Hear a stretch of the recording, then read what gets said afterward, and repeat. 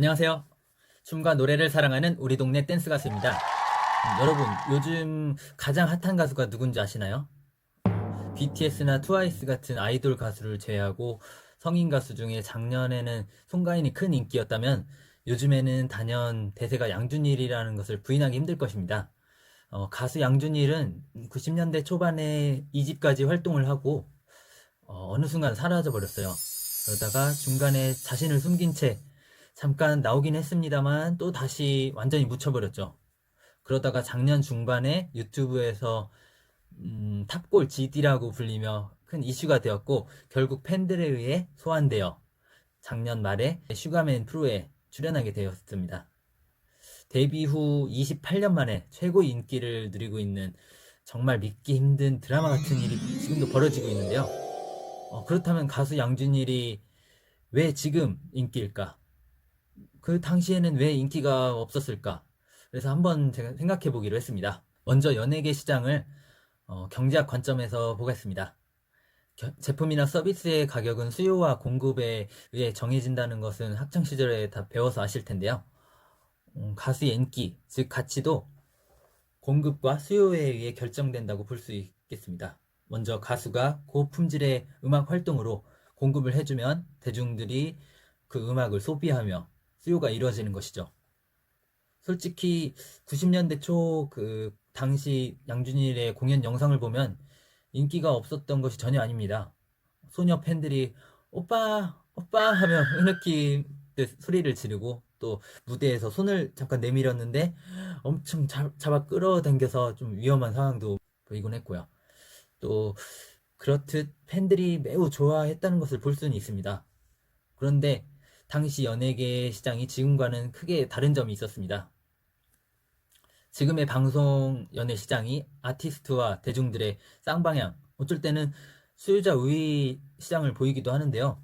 그 당시에는 거의 철저하게 공급자 위주의 시장이었던 것 같습니다. 연예인의 연예계 활동의 공급에 가장 큰 영향을 미치는 자들이 바로 방송국 관계자, 그리고 PD나 작가, 감독 또는 방송 관련된 공무원들일 텐데요. 당시에는 그들이 절대 갑 위치에 있었습니다. 그래서 연예인들은 그들의 마음에 들어야 방송에 나갈 수 있었죠. 그때 수요자들은 그저 TV 화면이나 뭐 라디오 같은 데서 공급해 주는 것을 수동적으로 취할 수밖에 없었고 또 영향을 거의 끼치지 못했습니다. 하지만 지금은 ICT, 즉 정보통신 기술이 매우 발달하여 거래 비용이나 시간이 거의 없앨 정도로 줄여주었습니다. 그러다 보니 쌍방향 커뮤니케이션이 가능해져서 실시간으로 자유롭게 소통을 할 수 있었고 즉각적인 피드백을 받고 또 이를 반영할 수가 있게 되었죠. 수요자들이 본인이 원한 것을 적극적으로 표출하여 또 압박을 가하고 방송과 연예 기획사들은 이에 따라 공급을 해주고 있는 상황인데요. 만약 그래도 공급이 수요에 미치지 못할 경우 수요자들도 이제 공급자가 되어 자체적으로 컨텐츠를 만들고 공유하고 있는 상황입니다. 디지털 환경이 발달하여 공급자와 수요자 벽이 허물어진 거라고 볼 수 있는데요. 결국 가수 양준일은 당시 공급의 키를 가진 사람들에게 상당히 저평가되어 수요에 비해 공급이 현저히 부족했던 것입니다. 즉 공급만 더 받쳐주었다면 훨씬 더 인기를 많이 끌었을 거란 얘기죠. 이제야 IT 기술이 발달돼서 그 균형이 맞추어졌고 늦게나마 원래 가졌어야 할 인기를 되찾고 있는 상황이라고 볼 수 있을 것 같습니다. 그렇다면 양준일은 그 당시 공급을 해줄 수 있는 자들에게 왜 인기가 없었을까요? 저는 그 당시 상황을 한번 되짚어 보기로 했습니다.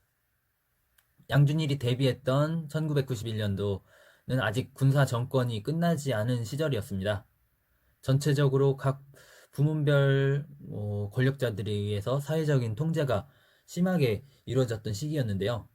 당시에는 개인보다 조직이나 집단을 매우 중요시했던 문화였습니다. 그래서 조직 내부에서는 상명하복이 기본적인 철칙이었고요. 나이가 어리거나 후배, 그러면은 당연히 윗사람에게 군대처럼 복종하고 깍듯하게 대우해줘야 했고, 선배는 후배를 그냥 하대하거나 함부로 대해도 되는 수직적인 분위기였습니다. 그러한 경직된 조직 문화에서 어느 한 개인이 튀는 행동을 하면 그것이 조직 분위기를 저해한다고 생각을 해서 그에게 철저하게 응징을 가했습니다. 집단 내에서는 모두가 획일적으로 생각하고 예상 가능하게 행동해야 했죠. 그러다 보니 다양성과 개성은 철저히 무시되었고 개인의 자유를 별다른 죄책감이나 거부감 없이 억압할 수 있었습니다. 제가 학교 다닐 때를 생각해보면 모두가 똑같은 교복을 입고 두발도 똑같이 해야 했죠. 직장에서도 누구를 이 위치에 갖다 놔도 맡은 바 역할을 다 수행할 수 있도록 마치 기계의 부속품처럼 매뉴얼대로 또 합리적인 그런 방식을 장착한 채 일을 해야 했습니다. 그 당시 강남이나 압구정동의 오렌지족을 큰 사회 문제로 인식했습니다. 부자 부모 덕에 외국 유학을 가서 외제차와 또 명품으로 사치스러운 생활을 하고 또 여자들을 꼬신다는 거죠. 그래서 그들을 오렌지족으로 보고 사회적으로 지탄의 대상으로 만들었습니다. 또한 당시 영어 열풍이 불어 영어를 잘해야 된다고 하면서 막상 정확한 발음을 위해 혀를 좀 굴리면 그래 너 잘났다 재수없어 하면서 좀 거부감을 보였던 시기이기도 합니다. 그리고 남녀 간의 성 역할도 즉 젠더도 매우 명확하게 구분되었었는데요. 제가 어려서 TV 드라마나 영화 또 만화 같은 것을 볼 때 남자는 무조건 강하고 터프하고 남자다워야 하고 또 불량배나 범죄자들로부터 여자를 보호하는 존재로 보여졌습니다. 결코 여자의 눈에서 눈물을 나게 하면 안 되었죠. 반면 여자의 이미지는 갸냘프고 청순하고 연약하며 항상 남자의 보호를 받는 그런 순종적인 존재로 이렇게 보여졌습니다. 그 당시 외모가 여성스럽거나 또 이쁘장하게 생긴 남성은 기생 호라비 같다고 놀림을 받았고 또 머리가 작으면은 지금 인기 많지만 세대갈이라고 놀림을 받았습니다. 또 행동까지 여성스럽다면 선생님들이나 어른들 또 또래들까지도 남자끼가 못되라는 식으로 역시 괴롭힘의 타겟이 되었습니다. 또한 외모가 아무리 한국인이더라도 국적이 외국인이면은 조국이 싫어서 떠났다.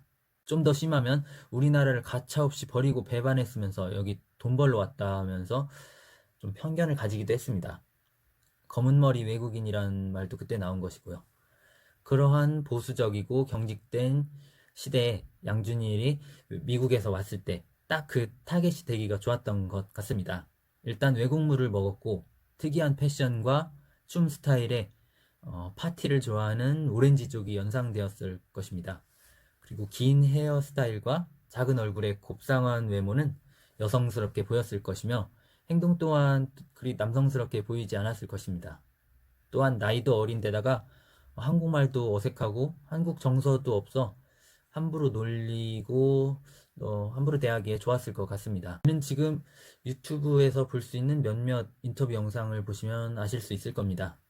결국 그의 외모와 패션 스타일, 음악, 그리고 정서가 당시 한국의 사회 분위기와는 맞지 않고 너무 튀어서 쟤 뭐야 왜 뭔데 저렇게 나대 하면서 거부감을 보였을 것 같습니다. 그러다 보니 그가 바른 언어 습관을 저해한다면서 방송 금지, 또 곡에 영어 가사가 많다면서 방송 금지를 시켜 방송 활동을 곤란하게 했고요. 출입국 사무소에서도 그를 얄밉게 보아서 결국 비자 연장을 시켜주지 않았고 연예계 활동을 강제적으로 중단하게 되는 일이 벌어진 것입니다. 그렇게 그는 부푼 꿈을 안고 고국으로 돌아왔지만 많은 상처를 안고 돌아가야 했죠.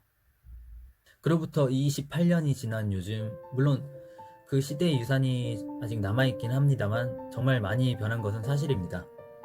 꼰대 문화도 점점 사라졌고요. 서서히 다양성을 인정하는 분위기로 가고 있는데요. 시간을 너무 앞서가느라 고생이 많았던 양준일님, 그 당시 못 받았던 인기 지금부터 훨씬 넘치도록 받았으면 좋겠습니다. 저도 항상 응원하겠습니다.